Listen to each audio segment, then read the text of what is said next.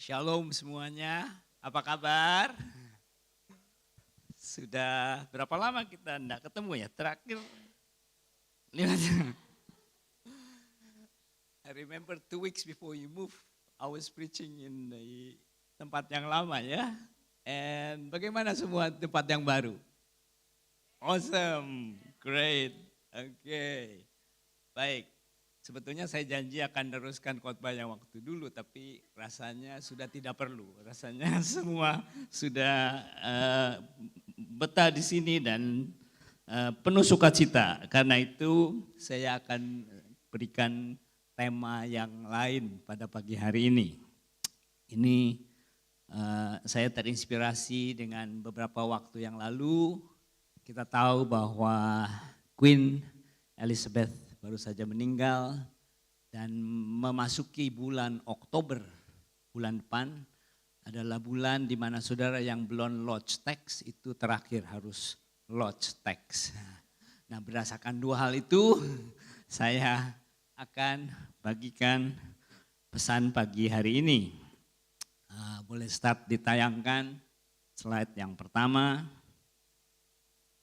Ya, ini waktu Queen baru meninggal, ada yang bertanya-tanya apa yang terjadi dengan Queen's birthday. Lalu ada lagi yang bertanya apa yang terjadi dengan gambar Queen di mata uang kita, Queen. Lalu saya jadi teringat akan tentang koin ini ya. Ada bagian dalam firman Tuhan yang berbicara tentang koin juga. Kalau saudara ingat ya. Yang saya maksudkan adalah di dalam Lukas pasalnya yang ke-20.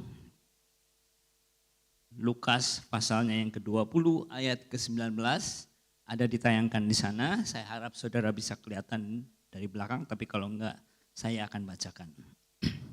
Lukas 20 ayat 19. Lalu ahli-ahli Taurat dan imam-imam kepala berusaha menangkap dia pada saat itu juga. Sebab mereka tahu bahwa merekalah yang dimaksudkannya dengan perumpamaan itu. Tetapi mereka takut kepada orang banyak. Ahli-ahli Taurat dan imam-imam kepala mengamat-amati Yesus. Mereka menyuruh kepadanya mata-mata yang berlaku seolah-olah orang jujur. Supaya mereka dapat menjeratnya dengan suatu pertanyaan dan menyerahkannya kepada wewenang dan kuasa wali negeri. Ayat selanjutnya, orang itu mengajukan pertanyaan ini kepadanya. Guru, kami tahu bahwa segala perkataan dan pengajaranmu benar dan engkau tidak mencari muka, melainkan dengan jujur mengajar jalan Allah. Apakah kami diperbolehkan membayar pajak kepada kaisar atau tidak? Tetapi Yesus mengetahui maksud mereka yang licik itu, lalu berkata kepada mereka, tunjukkanlah kepadaku suatu dinar. Gambar dan tulisan siapa ada padanya? Jawab mereka, gambar dan tulisan kaisar. Lalu kata Yesus kepada mereka, selanjutnya, kalau begitu, berikanlah kepada kaisar apa yang wajib kamu berikan kepada kaisar, dan kepada Allah apa yang wajib kamu berikan kepada Allah. Judul khotbah saya pada pagi hari ini adalah The Other Gods. The Other Gods. Nah, saya ingat ketika saya baru bertobat, atau bahkan sebelum saya bertobat, saya sering mendengar khotbah tentang diambil dari Nats ini yang berkata bahwa politik dengan agama jangan disatu-satuin, itu pisah.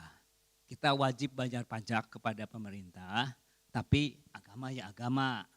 Jadi jangan disatukan, dipisah-pisah. Berapa banyak saudara yang pernah mendengar pesan seperti itu dari Nats yang ini? Ya. Nah, yang saya mau berikan pada hari ini adalah Nats ini sama sekali tidak berbicara tentang hal itu. Ya betul, kita harus membayar pajak kepada kaisar karena ada firman-Nya dalam Roma, kita harus mentaati pemerintah. Tapi dalam teks ayat ini sama sekali bukan bicara tentang hal itu. Nah, saya akan memberikan latar belakang tentang nats ini supaya saudara bisa menangkap suasananya dulu ya. Jadi akan sangat mudah untuk saudara bisa mengerti apa yang akan sampaikan pada pagi ini kalau saudara mengerti apa latar belakangnya. Nah, latar belakangnya ini adalah kejadian ini terjadi pada minggu terakhir sebelum Yesus disalibkan. Jadi kalau saudara ingat, pada minggu itu ketika Yesus memasuki kota Yerusalem dengan keledainya itu, sementara seluruh bangsa Yahudi dari seluruh dunia berkumpul pada waktu itu untuk perayaan Paskah. Karena firman Tuhan berkata 3 kali 1 tahun semua orang Israel, karena itu waktu itu udah tinggal orang Yahudi, harus kumpul di Yerusalem merayakan Paskah. Jadi ini dari segala macam, bahkan yang tidak berbicara bahasa Ibrani pun mereka datang semua. Jadi banyak sekali pada waktu itu. Dan suasananya waktu itu sedang panas karena mereka sedang dijajah bangsa Roma dan mereka sedang menanti-nantikan satu figur seperti Musa yang bisa melepaskan mereka dari Mesir. Nah, saat ini melepaskan dari Roma. Jadi suasananya sedang agak panas karena jutaan orang ada di situ semua. Dan Yesus masuk di sana, sementara mereka menanti-nantikan satu figur Mesias ini ya. Dan dianggap Yesus ini sebagai figur Mesias ini. Nah, tapi secara politik, secara finansial, secara religius ini lagi sangat-sangat hangatnya. Jadi dangerous sekali. Begitu terjadi sesuatu klik aja. Pasti akan terjadi pemberontakan besar-besaran ya. Apalagi waktu itu jutaan orang pada datang semua di situ ada di sana. Nah, yang keempat, ini berbicara soal financial dan politik dan religious. Ini juga dihubungkan dengan masalah pajak pada waktu itu. Tax. Nah, perlu saudara ketahui ketika Roma menjajah Yahudi pada waktu itu Israel, bangsa Roma ini memberlakukan banyak pajak, 12 sampai 13 macam pajak.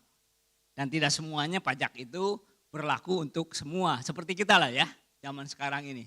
Zaman sekarang pajak apa yang berlaku untuk semua ya? Hah? GST, ya, tapi kalau kita nggak beli barang nggak apa kan kita nggak bayar pajak itu ya. Nah, di Roma waktu itu juga ada yang hanya berlaku untuk berapa, tapi untuk pajak yang ada di teks ini, itu pajak yang berlaku untuk semua orang. Namanya the head tax. Tax, pajak untuk setiap kepala. Dan uniknya tax ini memakai mata uang ini yang namanya dinar tadi. Dinaris, nanti kita akan lihat lagi lebih jauh lagi ya. Tapi saya mau lanjut dulu dengan backgroundnya dulu. Nah, saudara juga perlu ketahui keadaan atmosfernya pada waktu itu secara religius, secara politik adalah begini. Kira-kira 300 tahun sejak sebelum Yesus dan sesudah Yesus, kira-kira kalau saudara ada yang dari backgroundnya Katolik, kalau dalam Alkitab saudara ada yang namanya Makabe ya, itu kira-kira 165 sebelum Masehi, itu dari pemberontakan Makabe sampai pemberontakan terakhir setelah Yesus bangkit, setelah Bait Allah dihancurkan, itu kira-kira masih ada 150 tahun lagi, tahun 135, itu pemberontakan paling akhir sekali sampai Roma mengusir semua orang Yahudi dari tanah itu dan menamakan tanah itu jadi tanah Palestina. Tapi itu dari yang terakhir itu sampai Makabe itu kira-kira ada 300 tahun, itu ada 62 pemberontakan. Pemberontakan bangsa Israel kepada penjajahnya, baik Syria atau Roma. Dan dari 62 pemberontakan itu semuanya nggak ada yang terkecuali karena pajak, masalah tax. 62. Dari 62, 61 itu dimulai dari Galilea, tempat Yesus berasal. Nah, sementara di Yerusalem, para imam kepala, Saduki dan yang lainnya enjoy their position kan. mereka tenang-tenang nih.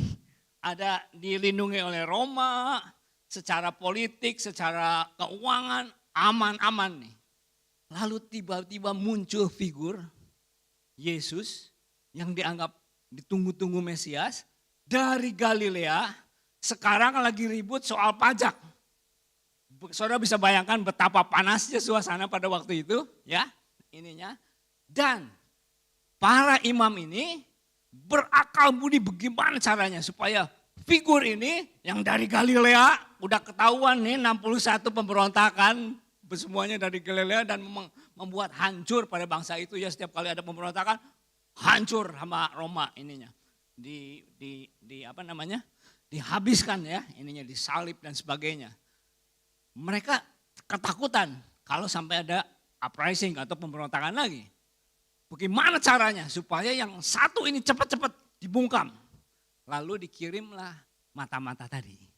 Dengan bertanya seperti tadi, apakah kita diwajibkan membayar pajak kepada kaisar? Dan yang ditanyakan adalah the head tax ini. Tax yang unik yang harus dibayarnya dengan mata uang spesial. Namanya dinar ini. Nah, kita akan lihat message apa sebetulnya yang Tuhan Yesus mau katakan. Yang pertama, dia bukan bicara tentang soal, oh ya pemerintah, agama-agama. Yang pertama, dia mau mengajar kita untuk menjadi radikal. Bagaimana kita bisa berkesimpulan seperti itu. Nah, kembali kepada dinar, kalau saudara pernah Google gambarnya dinar ini, dinar itu ada mata uang di depan dan di belakang ya. Bagian depannya itu ada tulisan yang dalam bahasa Latin, kalau diterjemahkan dalam bahasa Inggris, itu tulisannya yang atas itu bertuliskan Tiberius Caesar, son of a divine Augustus. Jadi kaisar yang berlaku pada waktu itu, Kaisar Tiberias, adalah pribadi yang ilahi, putra dari Kaisar Agustus yang ilahi. Jadi keturunan dewa, ya ini. Sebagian di belakangnya adalah tulisan dalam bahasa Latinnya Pontif Maxim, artinya Pontifex Maximus, artinya the high priest, imam besar. Imam besar. Jadi saudara bisa bayangkan, dinar itu bukan hanya sekedar mata uang, tapi di dalamnya ada unsur bukan hanya politik, bukan hanya finansial yang pajak, tapi juga ada unsur religiusnya.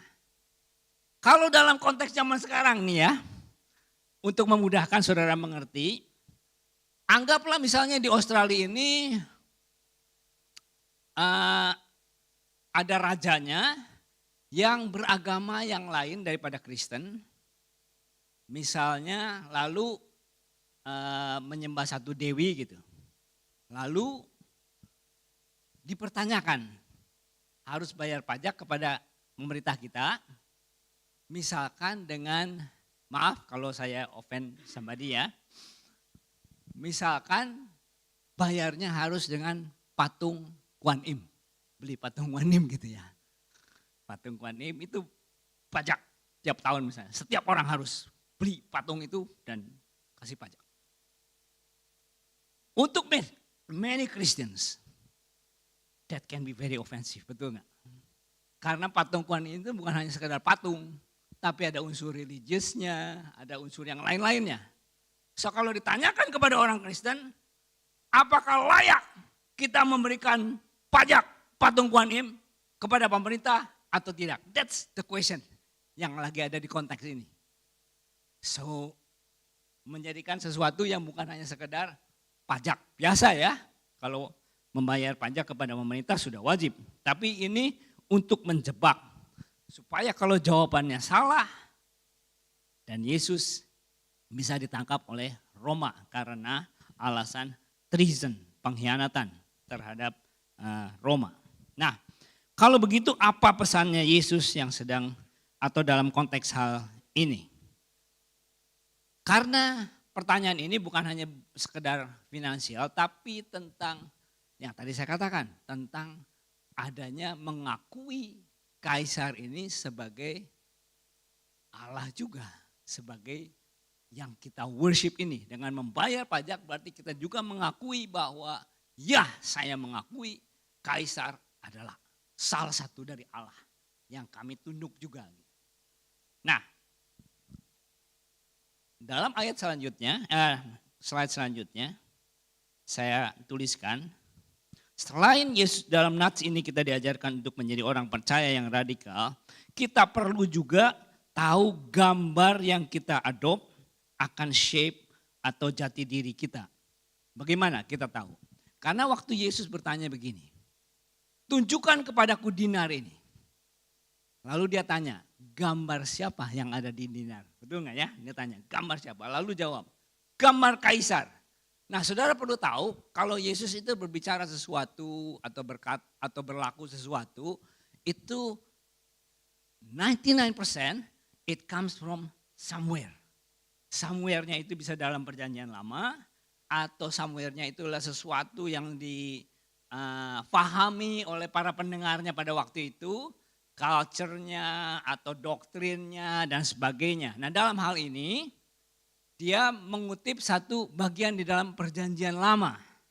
Kalau saudara tahu begitu dengan kata gambar atau image dalam bahasa Inggrisnya, kira-kira ayat mana yang Yesus sedang refer, yang sedang mau hubungkan gitu. Ada yang bisa tebak? Kalau orang Yahudi di situ pendengarnya udah langsung tahu.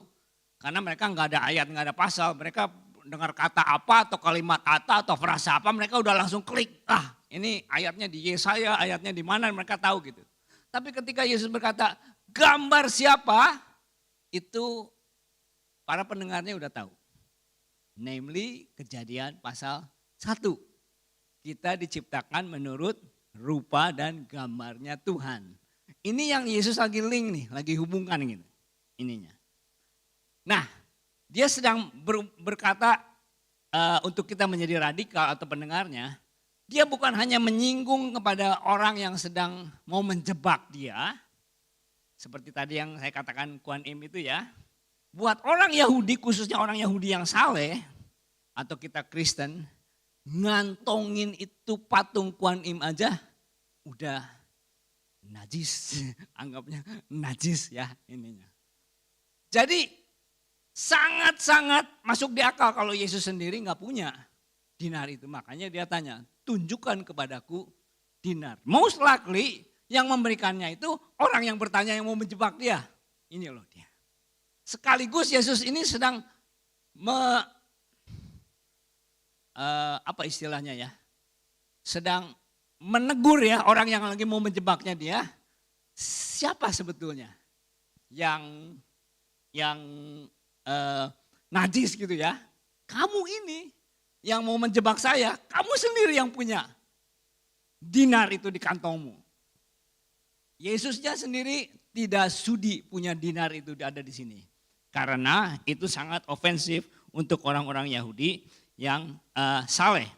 Dan yang kedua, untuk para pendengarnya yang lain, yang masa waktu itu ada bersama-sama dia, Yesus juga sedang mengingatkan, termasuk kepada kita pada hari ini, bahwa gambar siapa yang ada di dinar?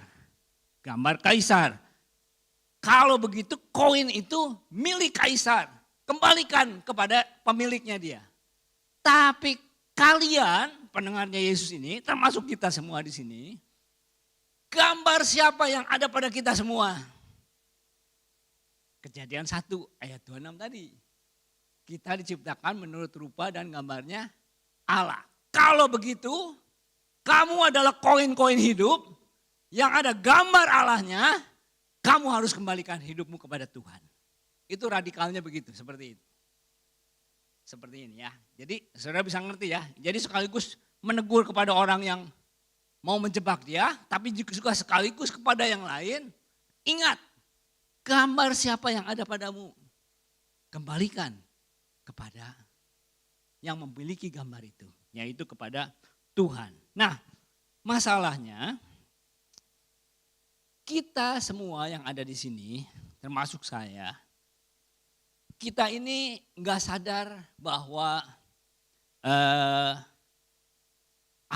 idols apa, berhala-berhala apa yang sudah masuk ke dalam hidup kita.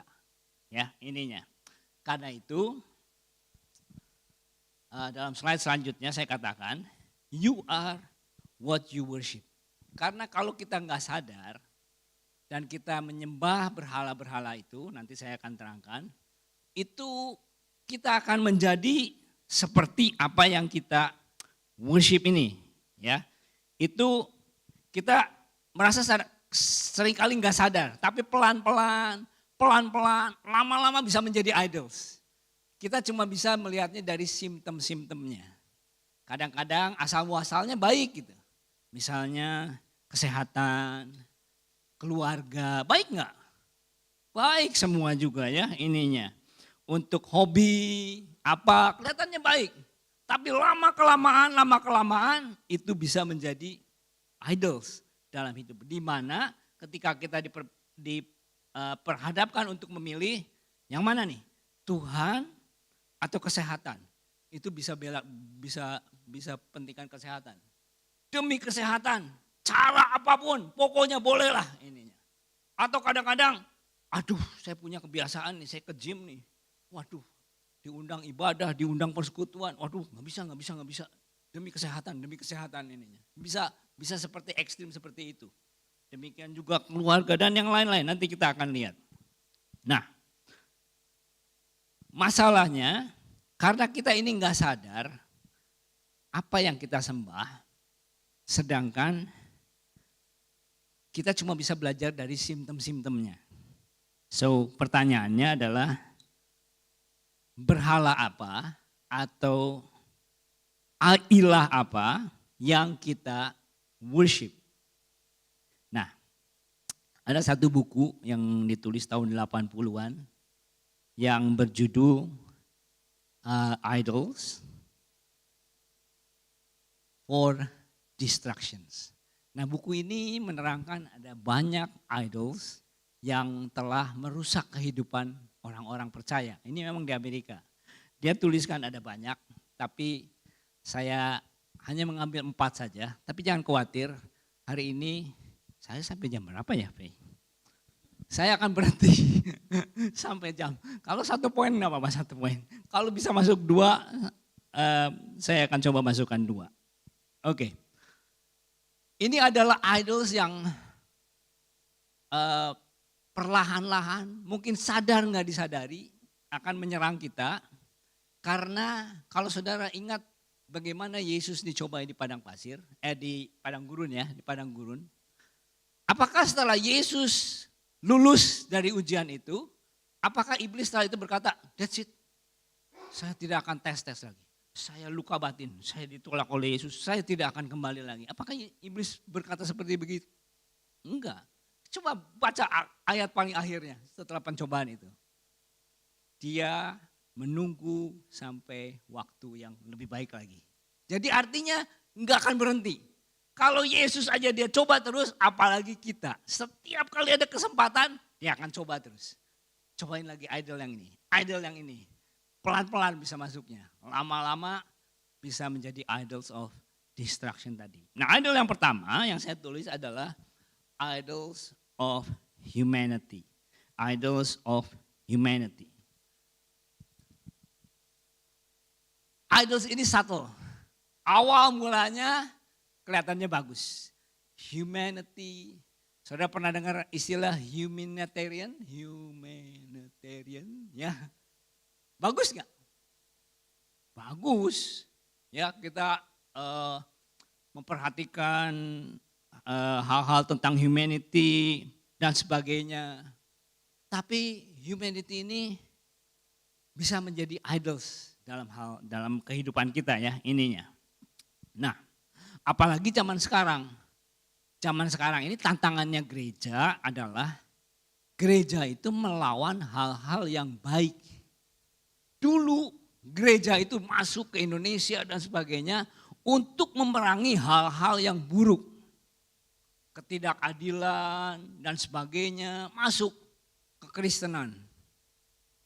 Mendirikan rumah sakit, sekolah. Ingat gak ya saudara, ini sekolah-sekolah zaman itu. Saya sekolah di Bandung. Kami 8 bersaudara, tapi waktu itu SMA kami hanya untuk para pria aja. Dan beda saya dengan kakak saya yang pertama, itu ada 15 tahun kira-kira. Zaman itu SMA kami itu dipimpin oleh brudernya. Saya mau menerangkan bagaimana bedanya antara zaman kakak saya dan zaman saya dalam sekolah yang sama, sekolah Kristen. Sekolah Katolik tepatnya. Di zamannya kakak saya, ketika kakak saya nggak bayar uang sekolah bulanannya. 1 bulan, 2 bulan, brudernya datang. Dia bilangnya apa? Di rumah masih ada beras nggak? Zamannya saya nih, 15 tahun, bahkan kurang kakak-kakak saya. Kalau nggak bayar uang sekolah, apa kira-kira yang dikatakan oleh kepala sekolah? Ada dari sini yang satu sekolah dengan saya juga. Kira-kira bisa tahu bagaimana ininya. Kira-kira kalau saudara sekarang ke kota-kota besar saudara ya, di Surabaya, Jakarta, Bandung, apa saja. Ada sekolah Kristen nggak? Atau rumah sakit Kristen nggak? Reputasinya apa? Mahal. Ada yang bilang matre katanya. Kekristenan zaman sekarang challenge-nya jauh lebih besar. Karena melawan kebaikan dunia. Dunia sekarang lebih baik saudara. Mereka bahkan menerima segala macam. Mau golongan inilah, golongan itulah, mau golongan sesat semua diterima semua. Terimain. Sementara gereja semakin seperti eksklusif. Kalau lu gak sama gua gak terima. Ininya segala macam. Jadi challenge-nya tambah berat ini. Melawan humanity zaman sekarang itu tambah challenge lagi. Dan humanity itu sepertinya bagus ininya. Tapi humanity ini memiliki cikal bakal. Cikal bakal, salah satu ayat dari humanity adalah di dalam Hakim-Hakim 17 ayat ke-6. Ini simptomnya. Simptomnya adalah pada zaman itu tidak ada raja di antara orang Israel. Setiap orang berbuat apa yang benar menurut pandangannya sendiri. Nah humanity ini simptomnya begini. Mereka mendefinisikan apa yang benar menurut pandangan mereka sendiri. Termasuk orang Kristen. Karena cikal bakalnya itu ada di Taman Eden. Di Taman Eden itu dalam Kejadian 3 diceritakan seperti begini. Tetapi ular itu berkata kepada perempuan itu, sekali-kali kamu tidak akan mati. Tetapi Allah mengetahui bahwa pada waktu kamu memakannya, matamu akan terbuka dan kamu akan menjadi seperti Allah. Tahu tentang yang baik dan yang jahat. Perempuan itu melihat bahwa buah itu baik untuk dimakan dan sedap kelihatannya. Lagi pula pohon itu menarik hati karena memberi pengertian. Lalu ia mengambil dari buahnya dan dimakannya dan diberikannya juga kepada suaminya yang bersama-sama dengan dia dan suaminya pun memakannya. Nah ini adalah cikal bakalnya. Jadi ketika perempuan itu makan, lalu dikatakan bahwa engkau akan menjadi seperti Allah. Tahu yang baik dan yang buruk. Nah kalau saya tanya, emang apa sih bedanya sebelum makan dan sesudah makan?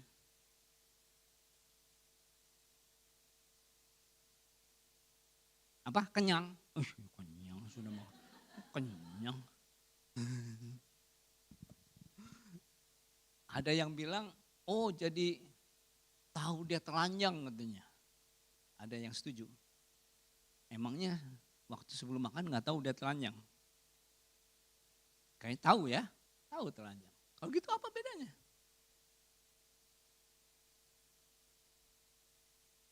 Ya biar cepat aja ya saudara. Tak bedanya. sebelumnya, meskipun tahu telanjang, tapi Adam dan Hawa, dia nggak tahu baik dan buruk selain dari apa yang Tuhan katakan baik atau buruk. Jadi kalau Tuhannya bilang telanjang itu baik, ya baik aja buat Adam dan Hawa. Kalau Tuhan bilang nggak baik, ya nggak baik. Tapi setelah makan, seperti pencerahan gitu. Sekarang saya tahu apa yang baik, apa yang buruk, lepas dari Tuhan. Jadi pada ekstrimnya, idols of humanity ini adalah nggak perlu Tuhan sama sekali. Tapi yang paling rendah pun bisa tahu tentang firman Tuhan, bisa tahu semua, tapi tetap yang ini saya anggap gak benar. Firman yang ini saya anggap gak benar. Firman yang ini saya pilih, yang masuk di akal oke. Enggak apa-apa. Saya yang define sendiri, saya yang interpret sendiri menurut pengertian saya. Itu yang benar atau yang kalau Tuhan perintahkan begini-begini, dulu ya. Kalau menguntungkan buat saya atau masuk di akal, oke lah. Kalau enggak. Sehingga orang melakukan apa yang baik menurut pendapatnya sendiri-sendiri. Tadi itu. Simptomnya seperti itu, saudara. Kalau saudara lihat simptomnya hari ini, saudara akan lihat. Dari lahirnya sampai kepada matinya. Bagaimana dunia ini sudah mempraktekkan hal ini. Artinya sudah terkena idols ini. Saya yang decide. Either bayi ini lahir atau enggak, saya yang decide. Bukan Tuhan. Ininya. Sampai kepada matinya. Saya yang putuskan. Kapan saya mau mati, bagaimana saya mau mati, bukan Tuhan. Saya yang decide. Atau di tengah-tengah. Siapa yang saya mau kawinin, macam apa, barang apa, semua itu saya yang pilih. Enggak ada Alkitab lagi. Itu simptom-simptomnya gini. Sampai kepada hal-hal yang minimal. Maksudnya dalam hal yang kita nggak sadari. Berapa banyak dari kita yang ketika firman Tuhan berkata apa, kita mencoba bernegosiasi. Tuhan kan baik, Tuhan mengerti lah. Seolah-olah kita ini mendefinisikan yang baik dan benar itu menurut pengertian dan pandangan kita sendiri. Oleh karena itu, beware. Untuk those Christians termasuk diri kita sendiri, whose faith is based on their own ideas and feelings. And what they think is right and not on God's word. Sebelum saya masuk ke poin yang kedua, saya memberikan beberapa tanda kalau itu sudah menjadi idols ya.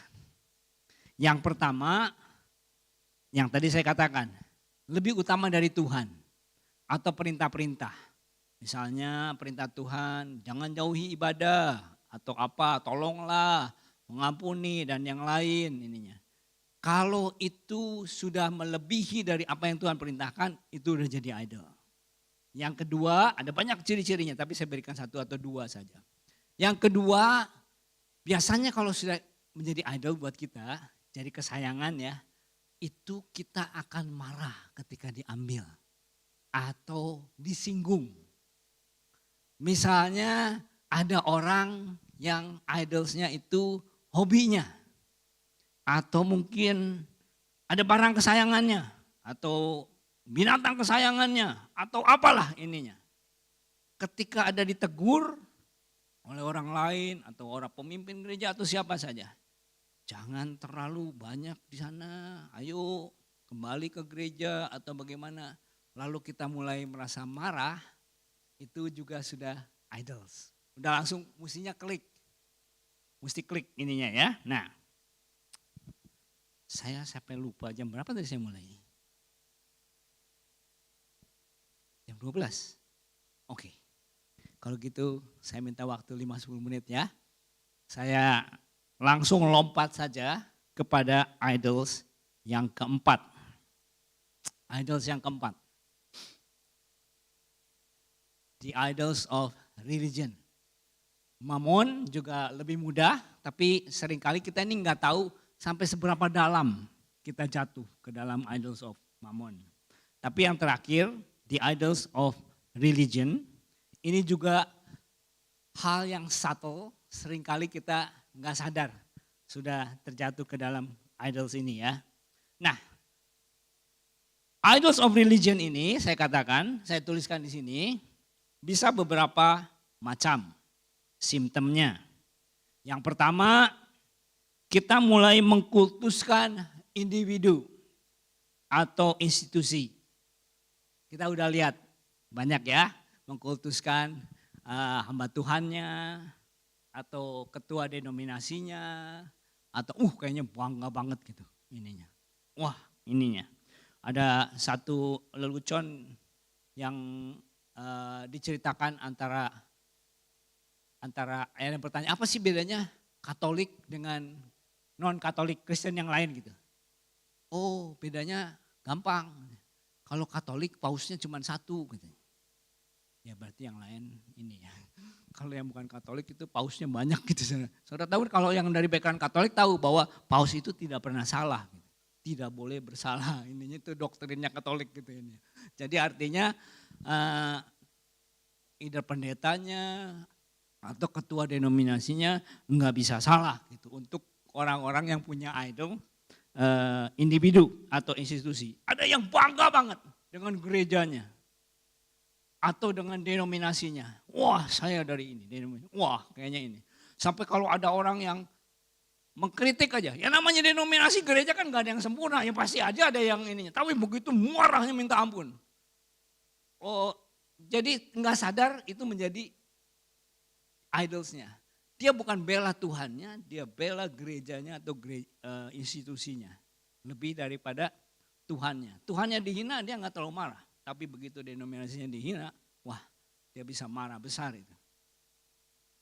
Secara cepat saja yang kedua adalah sinkretisme.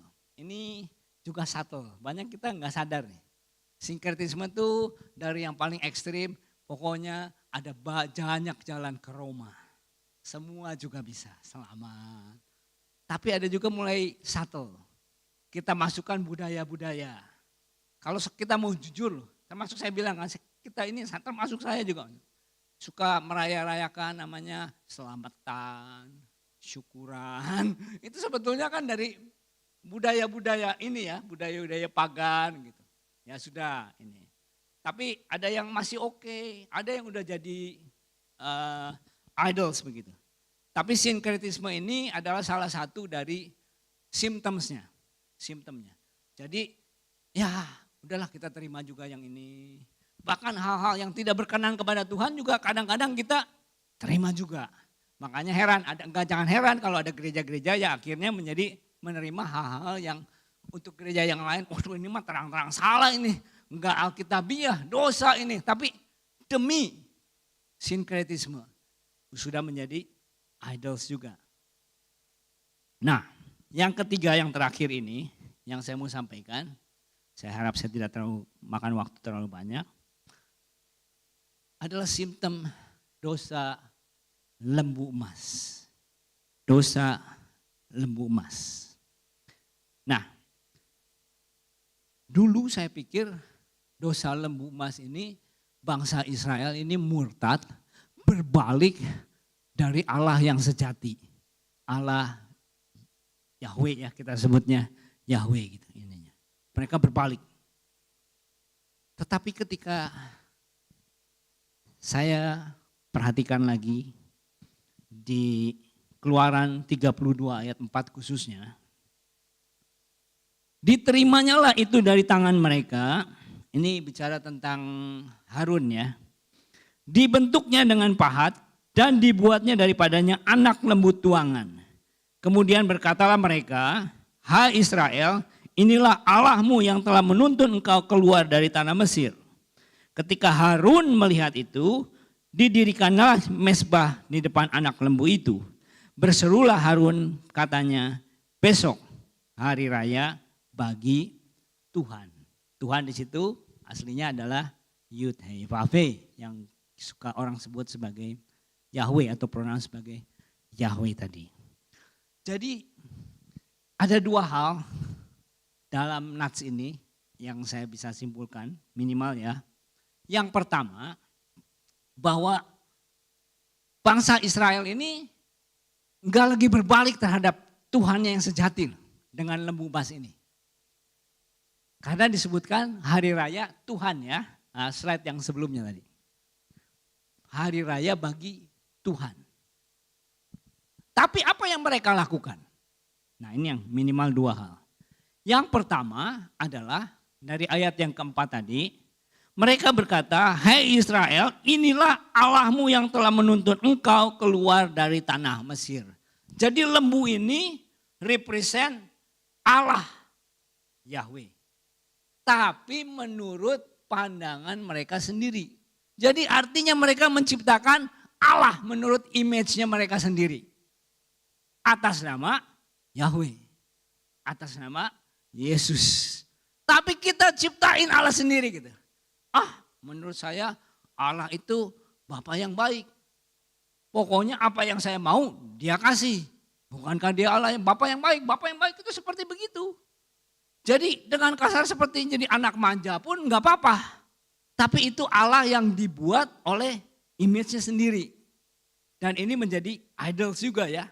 Jadi ada orang-orang anak-anak Tuhan kalau diberikan satu sisi yang lain tentang Allah yang benar, Allah dalam Alkitab, dia menjadi marah. Enggak, kalau Allah yang begitu saya enggak mau. Padahal terang-terangan ada di sini. Dia adalah Bapa yang baik, dia juga hakim yang adil yang akan datang menjemput kita dan akan menghakimi orang yang hidup dan yang mati. Semuanya kita harus bertanggung jawab. Tapi dia juga punya Allah yang kasih karunia. Dua-duanya ada, tapi cuma maunya satu. Dan kalau dijelaskan yang satu marah dia. Ini sudah terkena simptom yang ini tadi. Yang kedua, saya melihat begini. Bangsa Israel ini kan frustrasi karena Musanya sudah tidak kembali-kembali kan. Mereka menunggu-nunggu nggak datang-datang. Sedangkan mereka ini pengen juga hadirat Tuhan. Tapi mereka nggak tahu gimana caranya. Karena cuma tahunya caranya Musa yang membawakan hadirat Tuhan. Jadi dengan kata lain di zaman sekarang ini adalah bagaimana platform itu disediakan supaya hadirat Allah itu turun. Bagaimana platformnya? Jadi Musa ini digantikan dengan lembu emas ini. Supaya karena kenapa lembu emas? Ya pasti mereka belajar dari Mesir, betul nggak? Nggak ada, pencerahan bagaimana ya? Gimana ya? Mulai ada lembu gitu. Enggak, pasti dari sebelum-sebelumnya mereka taunya dewa-dewa Mesir itu seperti gambar yang sebelumnya. Itu ada satu kepercayaan bahwa dewa Mesir itu, dewa khususnya ini dewa Ra ya. Dewa Ra itu menunggang, itu Dewi apa ya, saya lupa itu namanya. Dewi Nur apalah lupa gitu ininya. Jadi mereka belajar dari Mesir bagaimana menciptakan satu platform supaya Allah itu turun. Sebagaimana Allahnya Mesir turun di atas platform lembu emas itu, kami juga mau meniru. Menciptakan platform, tapi kali ini biar Allah Yahweh yang turun di tengah-tengah kita, hadirat kita. Satu, menciptakan Allah image-nya sendiri. Yang kedua, platformnya diadopsi dari mana aja supaya hadirat Allah turun. Bagaimana aplikasinya dengan kita sekarang? Seperti saya katakan, ini subtle, kadang-kadang nggak jelas, tapi kita udah terjerat gitu. Kita suka membuat platform-platform sendiri. Kita dari karismatik, sadar atau nggak sadar sering melakukan hal ini. Kita ciptakan platform karismatik. Kalau nggak karismatik, hadirat Allah nggak hadir di sini. Saya bukan mau mengejek atau apa. Kalau seandainya memang itu digerakkan, nggak apa-apa. Tapi jangan jadikan berhala. Kalau saya perhatikan tim doa kami atau apa gitu ya. Mari kita angkat pujian. 1 lagu, 2 lagu. Lalu akhirnya apa belakangnya biasanya? Mari kita menyembah Tuhan. Maksudnya apa? Ada yang bahasa roh, ada yang ini, segala macam gitu ya ininya. Jadi itu jadi kayak kebiasaan. Nggak apa-apa kalau, jangan misunderstood ya. Kalau memang itu digerakkan Tuhan dan itu ini, that's okay. Tapi kalau nggak begitu nanti Tuhan nggak hadir. Nah, udah terjerat. Berapa banyak saudara yang backgroundnya dulu Pantai Costa, bukan karismatik ya, Pantai Costa ini. Saya ada pernah waktu itu saya nggak realize gitu ya. Tapi kenapa tiap kali persekutuan doa si ibu ini begitu abis nyanyi gitu, mau itu langsung nangis gitu dulu. Sekali saya pikir dia nyaman Tuhan. Minggu depan doa lagi, dia nangis lagi si ibu ini. Gini. 2 kali. 3 minggu, yang minggu ketiga dia nangis lagi begitu. Kan dari tadinya kita berdoa, bersyukur kepada ibu yang sudah dijamah Tuhan di minggu pertama. Minggu kedua mulai heran. Kita berdoa bersama dia. Minggu ketiga kita sudah mulai mendoakan dia gitu. Minggu keempat nangis lagi kita berdoa against dia gitu kan. Rebuke ini. Karena jelas-jelas ini adalah satu idols of religion tadi. Karena kalau nggak nangis, hadirat Tuhan nggak turun, nggak menjamah ininya. Kalau seandainya kita berdoa di tengah-tengah misalnya, tiba-tiba hari ini setelah kita bernyanyi, everybody's quiet. Apa yang terjadi? Waduh, hadirat Allah nggak hadir. Pak Gideon pernah bersaksi, waktu berdoa dengan yang lain-lain, kok ini diem ya ininya, enggak ini. Apakah Allah nggak bisa hadir pada waktu itu? Ada nubuatan yang keluar dan sebagainya ininya. Allah bisa hadir dan tidak harus dengan cara yang demikian. Platform-platform yang demikian. Sebagai aplikasi yang terakhir, kesimpulannya dari apa yang kita sudah bicarakan pada pagi ini adalah yang pertama, banyak yang telah terjual kepada kaisar, termasuk saya sendiri. Saya harus terus-menerus melihat. Tahun ini saya berhasil misalnya mengenal simptom-simptom saya dan menekan idols, misalnya idols of religions, idols of mammon, idols of apa. Belum tentu tahun depan saudara. Karena iblis itu akan terus. Dan ini berlaku untuk kita semua, termasuk saya juga. Dan banyak yang sudah terjual kepada kaisar tapi mungkin nggak sadar. In the name of balancing. In the name of saling menerima. Saling apa gitu ya ininya. Kan ya cincailah, kan kita manusia Pak katanya. Kan perlu juga begini, hiburan dikit sebagainya gitu. Itu pelan-pelan, lama-lama menjadi idols. Ketika ditegur atau diambil, marah ininya. Itu salah satunya. Yang kedua, banyak yang telah kehilangan gambar diri sejati. Apa yang terjadi yang tadi seperti katakan, ketika gambar diri kita itu sudah distorted, bukan menjadi gambar Allah lagi, menjadi gambar idols yang lain, maka kita akan menyembah Allah itu dan kita akan menjadi serupa dengan Allah itu. Apapun itu, mamon atau hobi atau apa saja. Yang ketiga, Yesus mau kita kembali menjadi radikal. Menjadi radikal. Gambar siapa yang ada padamu? Kalau itu gambar Allah, kembalikan dirimu kepada Allah. Kasihi Allahmu dengan sepenuh hati, jiwa, dan kekuatan. Amin. Mari kita berdoa. Bapak Surgawi, terima kasih Tuhan untuk firman-Mu yang mengingatkan kami akan siapa kami di hadapan-Mu. Kami adalah manusia yang diciptakan menurut rupa dan gambarnya Tuhan. Baiklah kami memberikan seluruh hidup kami, tubuh, jiwa, roh kami untuk mengasihi Tuhan Allah kami dengan sepenuh hati, jiwa, dan kekuatan. Roh Kudus tolong kami supaya kami sensitif Tuhan untuk setiap idols, cobaan yang mencoba untuk distort, merusak gambar yang asli dalam hidup kami. Supaya kami tetap hidup di jalan-Mu Tuhan. Supaya hidup kami terus didedikasikan hanya kepadamu. Terima kasih, beri kami juga keberanian kerendahan hati. Kalau kami ditegur, baik melalui firman-Mu, melalui khotbah, melalui teman-teman, persekutuan, apapun Tuhan. Kami mempunyai hati yang rendah hati, sensitif. Supaya kami terus bertobat Tuhan. Dan kami kembali lagi ke arah gambar diri yang sejati. Di dalam nama Yesus kami mengucap syukur. Haleluya. Amin.